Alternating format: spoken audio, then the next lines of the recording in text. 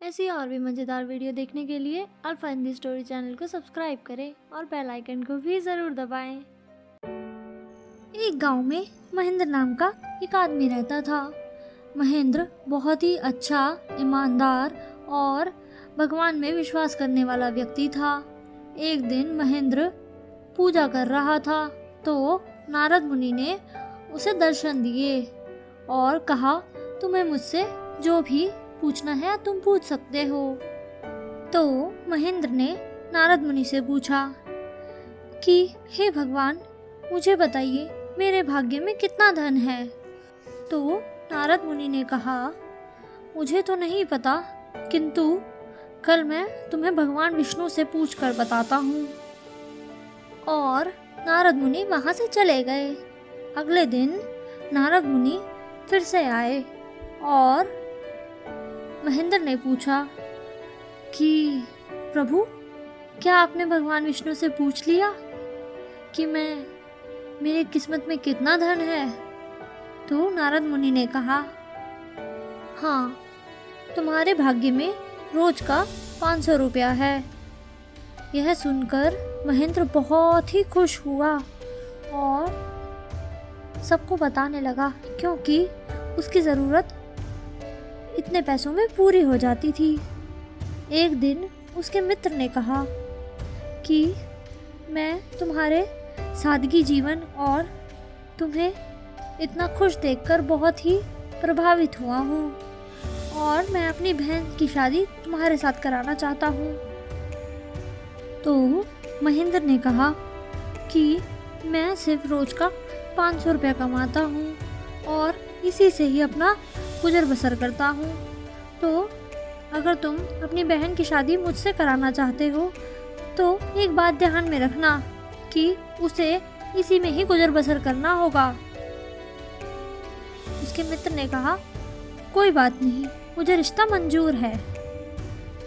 और फिर उन दोनों की शादी हो गई।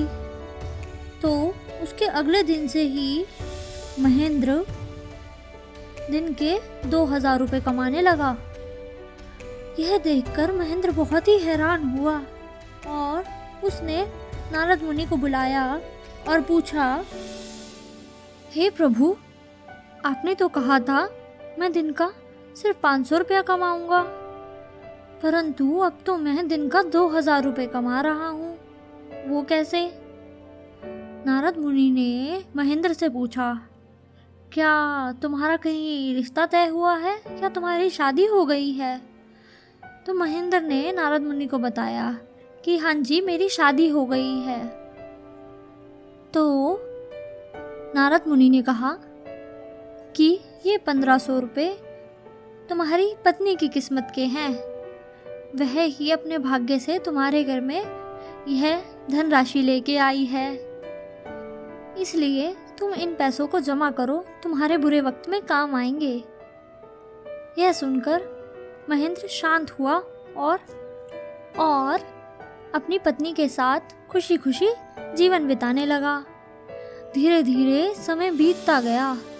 वह दोनों बहुत ही खुशी से अपना गुजर बसर कर रहे थे और एक दिन उनके घर में एक संतान हुई।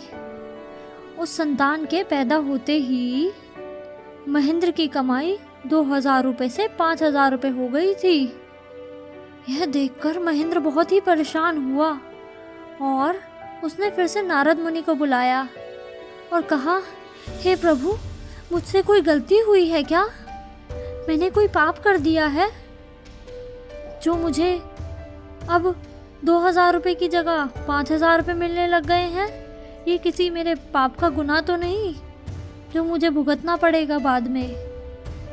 तो नारद मुनि ने कहा कि नहीं नहीं, तुम परेशान मत हो, यह धन तुम्हारे संतान का है, यह उसके भाग्य का धन है जो तुम्हारे को मिल रहा है।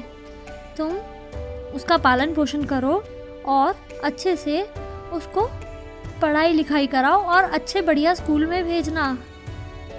अब महेंद्र, उसकी बीवी और उसका बच्चा तीनों ही बहुत खुशी खुशी अपना जीवन बिताने लगे। वह बच्चा उसके लिए बहुत ही भाग्यशाली साबित हुआ। इस कहानी से हमें यह शिक्षा मिलती है कि हमें कभी भी घमंड नहीं करना चाहिए कि हम किसी को खिला रहे हैं, क्योंकि जो भी है सब अपने भाग्य का खाते हैं और किसी के भाग्य से हमें भी कुछ खाने को मिल रहा है, हमें नहीं पता।